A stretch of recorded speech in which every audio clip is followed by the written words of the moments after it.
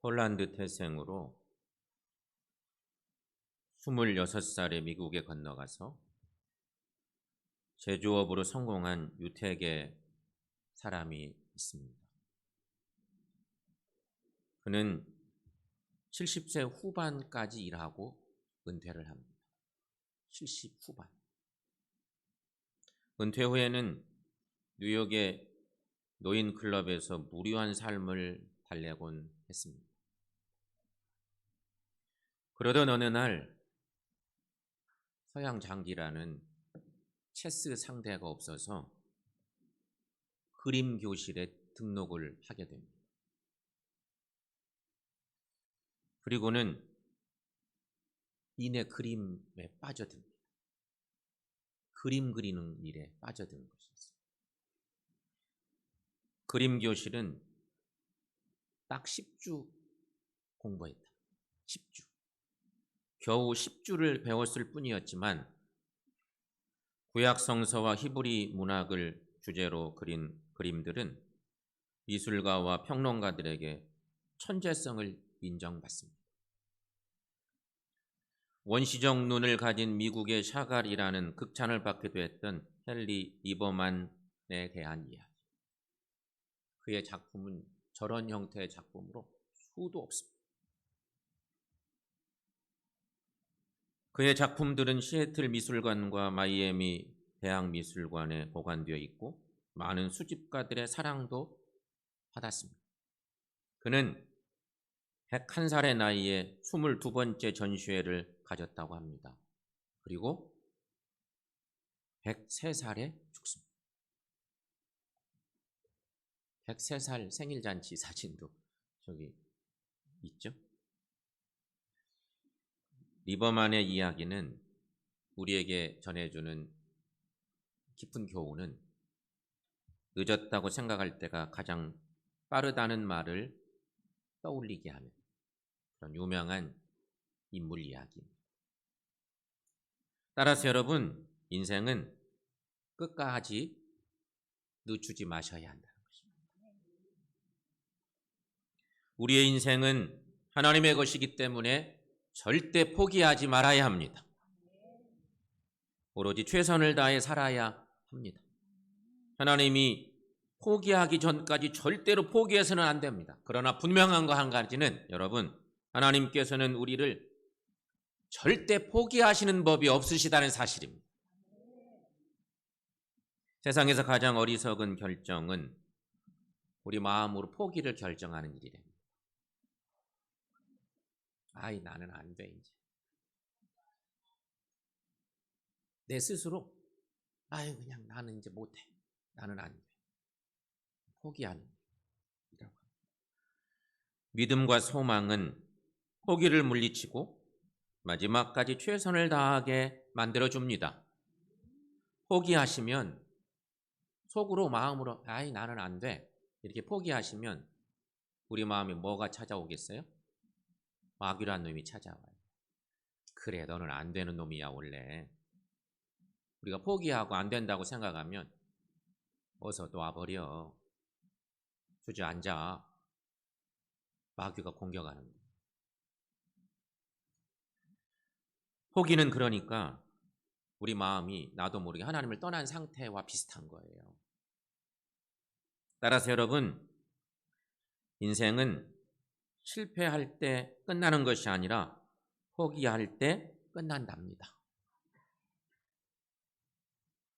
오늘 본문은 그 유명한 예수님의 비유 말씀입니다. 포도원 품꾼의 비유.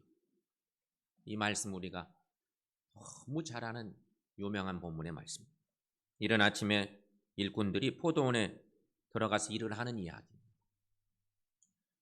유대의 시간은 우리 시간과 다릅니다. 해가 뜨는 시간이 1시입니다. 해가 지는 시간 12시. 시간 개념이 그렇게 돌아갑니다. 성경의 시간이 그렇게 기록되어 있습니다. 포도원 주인은 3시에, 6시에, 9시에. 그러니까 우리 시간으로 말하면 오전 9시, 12시, 오후 3시, 3시, 6시, 9시.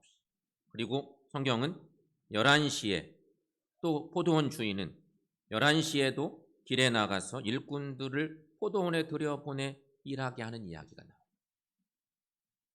마지막 시간인 11시, 유대의 시간이에요. 우리 시간으로는 오후 5시. 아침 6시부터 일을 시작하는데 일꾼들이 일할 수 있는 마지막 시간, 오후 5시. 주인은 포기하지 않고 오후 5시인 11시까지 일꾼들을 찾고 있습니다. 요즘도 일꾼들이 없어서 농사 짓기가 힘들어지고 있다. 공사장에도 힘들다.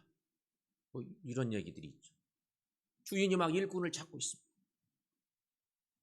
11시까지도 일꾼들을 찾고 있는 주인의 모습. 성서 주석가로 유명한 매튜 헨리는 마지막 날을 준비하는 것이 매일매일의 일이 되어야 한다는 유명한 얘기를 남겼습니다. 한 해의 마지막을 준비하는 것이 그렇고요. 인생의 마지막인 죽음을 준비하는 것도 그렇고 인류의 마지막인 종말을 준비하는 것도 그래야 하는 것입니다. 날마다 마지막이라는 마음으로 살아야 한다는 말씀입니다. 오늘은 한 해의 마지막 주일입니다. 그렇다면 우리는 소망 중에 끝까지 어떤 자세로 살아야 될까?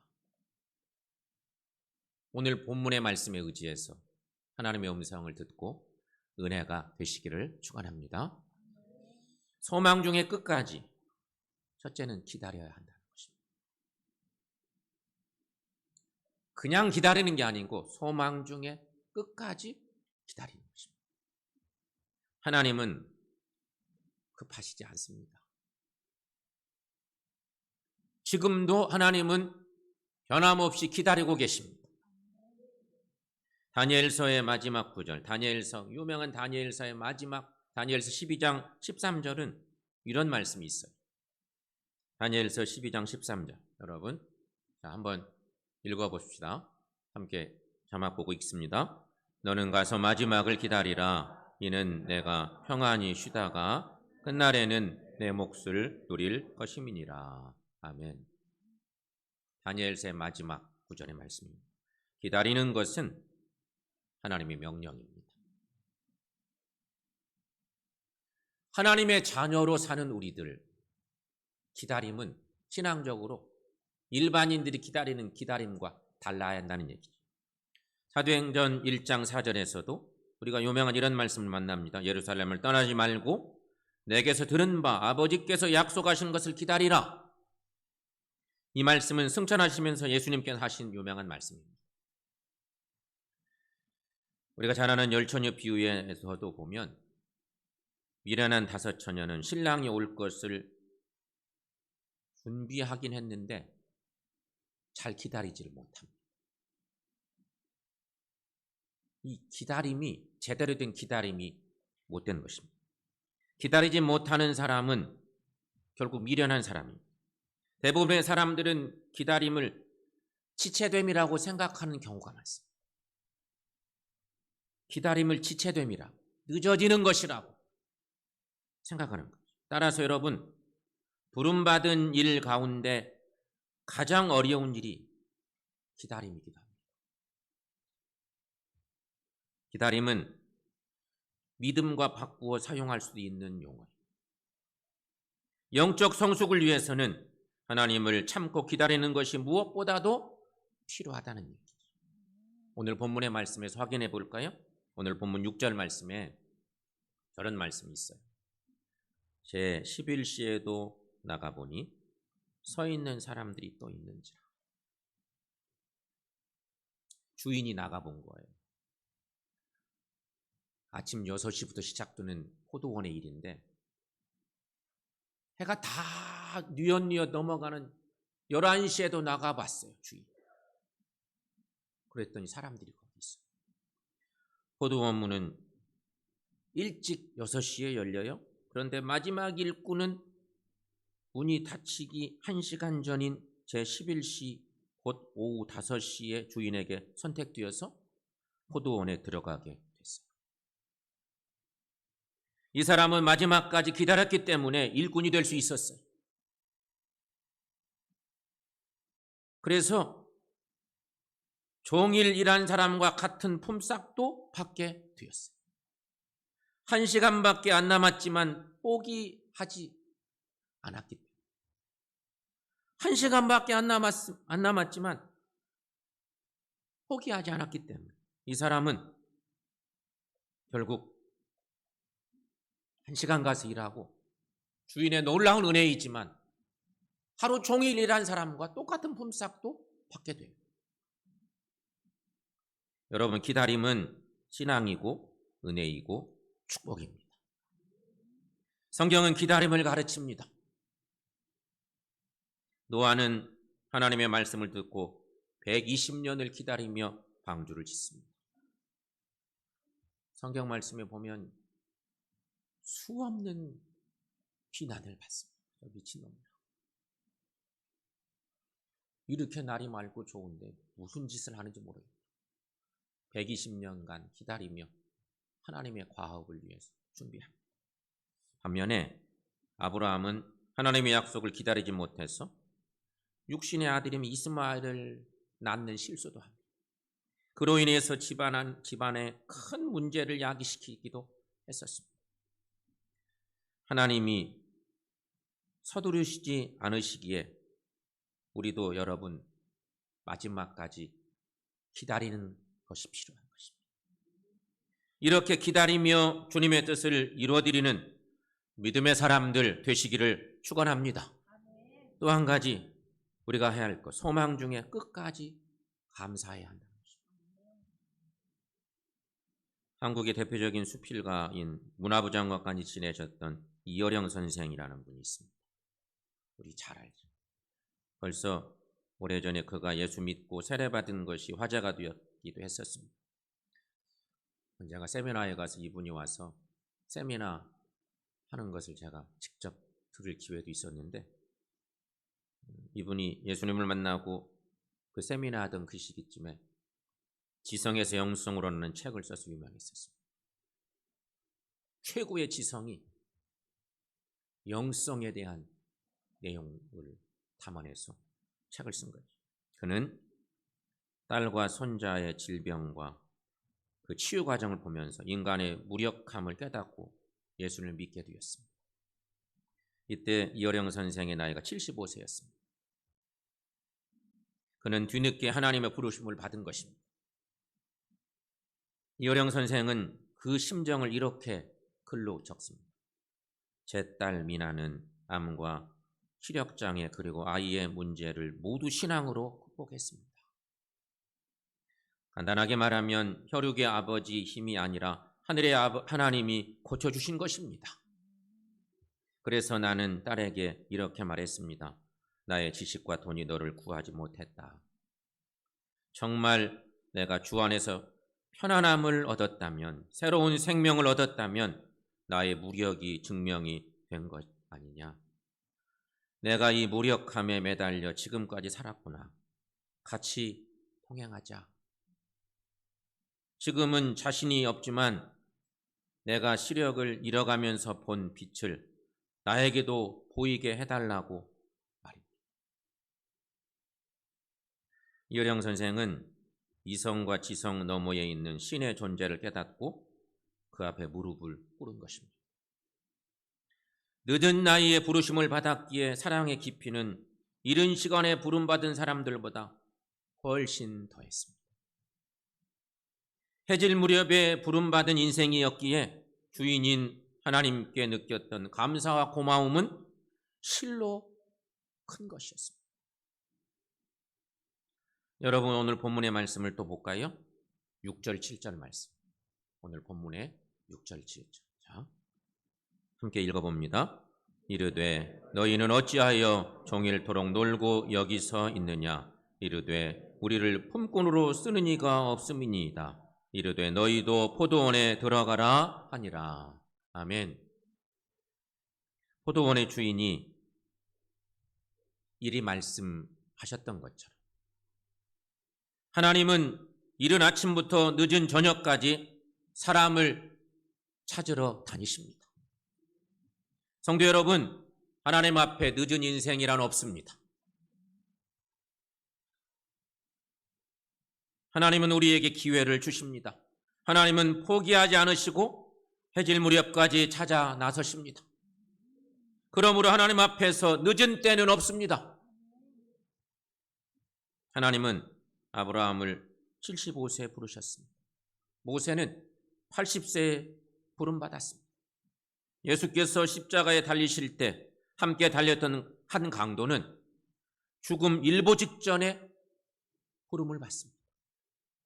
부끄러운 구원이지만 구원받는 은혜를 체험합니다. 성도 여러분, 분명히 기억하십시오.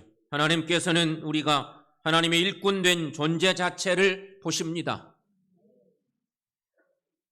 일한 시간보다 일한 태도와 동기를 더 보십니다. 그러므로 마지막까지 감사의 태도를 가져야 합니다. 인생에 대해 절대로 실망해서는 안 됩니다. 포기해서도 더더욱 안 됩니다. 다만 아직 때가 되지 않았다고 믿어야 합니다. 따라서 끝까지 불평하지 마시고 늘 감사하며 교회와 주님을 섬기는 우리 모두가 되시기를 축원합니다. 마지막 세 번째, 소망 중에 끝까지 최선을 다하는 삶입니다. 최선을 다하는. 우리의 믿음 생활을 한번 돌아보십시다. 지난 1년 동안 우리의 믿음 생활. 옆 사람은 잘 몰라도 나는 잘 압니다. 그런 모습은 내가 너무 잘 알아요. 1년에 나의 믿음 생활은 어땠는지. 여러분, 언제부터 믿었느냐는 중요하지 않고요. 지금 어떻게 신앙생활을 하고 있느냐가 중요합니다. 이거는 늘 신앙생활하면서 기억하시들 중요한 신앙이 원리입니다. 과거에 아무리 은혜를 많이 받고 또 아무리 충성을 하였다 해도 지금 나의 신앙이 중요한 것입니다. 옛날에 내가 이랬는데 지금 아무 소용없습니다. 항상 현재가 중요한 것입니다.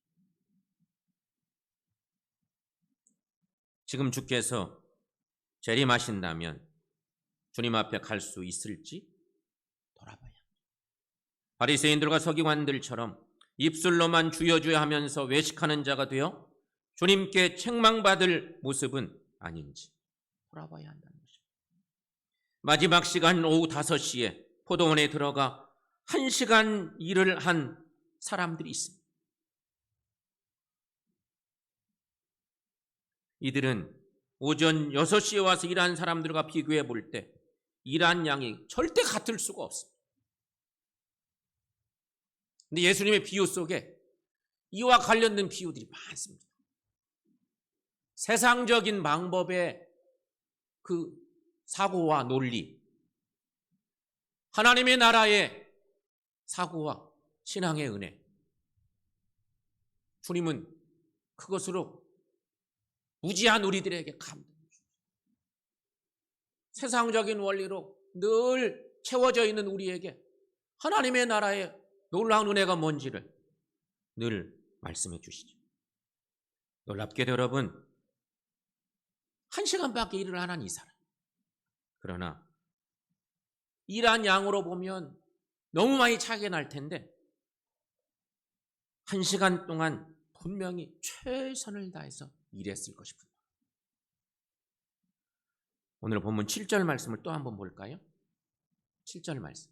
자, 여러분, 저 밑줄 친 부분에 무게를 두고 읽어보면 일꾼들의 마음을, 우리도 다 일꾼이니까 충분히 헤아려 볼 수 있어요. 자, 함께 읽습니다. 이르되 우리를 품꾼으로 쓰는 이가 없음이니이다. 이르되 너희도 포도원에 들어가라 하니라. 이 일꾼들은 주인이 품꾼으로 써 주셨으니 너무너무 감사하고 너무너무 감사해서 최선을 다했습니다. 아침 일찍부터 일한 사람들 오래 일해서 좋긴 한데 하다가 말다가 쉬다가 꿰파다가 주인이 볼 때는 열심히 하는 것 같는데 주인만 없어지면 그냥 딴전 피우고 얼마나 일을 많이 할 수 있을까. 근데 이 1시간 남은 그 시간에 와서 일한 사람은 써주신 것에 너무 감사해요. 죄송한 마음도 있어.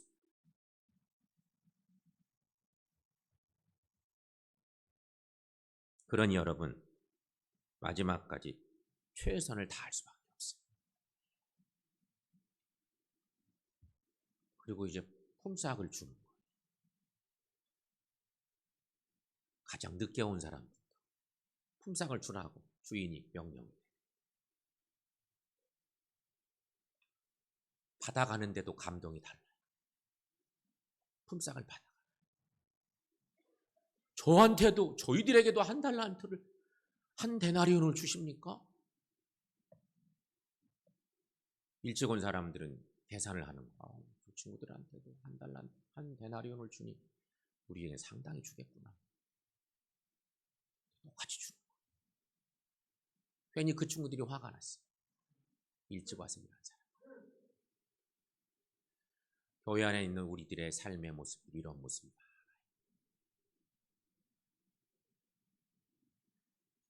마지막까지 최선을 다하는 것이 중요합니다. 유명한 이솝우화 이야기, 토끼와 거북이 이야기 잘 알죠? 오늘 말씀을 이 토끼와 거북이 이야기에 이렇게 좀 덧입혀 보십시오. 경주가 시작되자 토끼는 거북이를 가볍게 제치고 앞서 달려갑니다. 게임이 안 됩니다, 사실. 태생이 이 동물이 원래 달라서 가볍게 제치고 달려갑니다.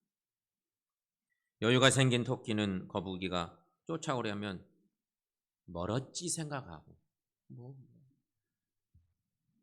멀리 있기 때문에 너무 멀었지 생각을 하고 그늘에서 잠을 자기 시작합니다.